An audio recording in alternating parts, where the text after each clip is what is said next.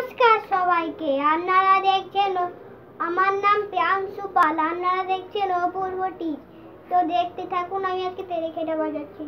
তো দেখছেন, দেখুন তে ফোর ফিঙ্গার ওপেন তে কেটা তেরেকেটা তেরেকেটা তেরেকেটা তেরেকেটা তেরেকেটা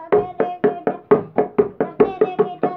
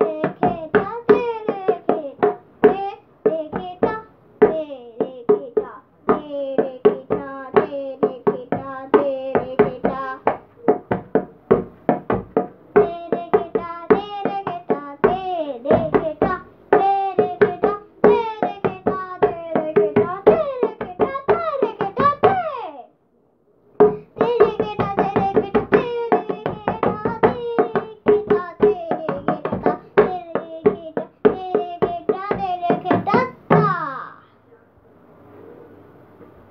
আমি বাজাবো ঢুমকাটা স্কুটারটা।